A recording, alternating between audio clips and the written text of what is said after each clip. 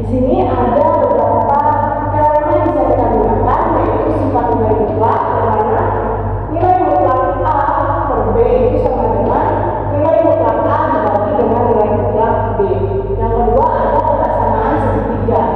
Nilai mutlak A tambah B itu kurang dari atau sama dengan nilai mutlak A ditambah dengan nilai mutlak B.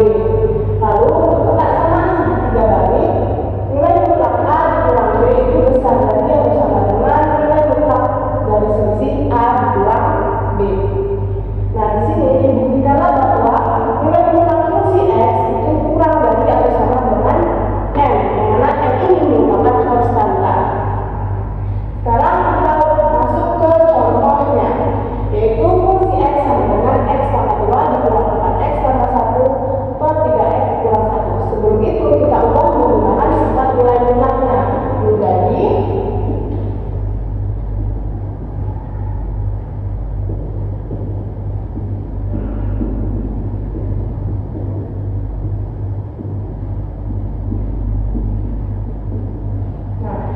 kita menggunakan sifat nilai mutlak ini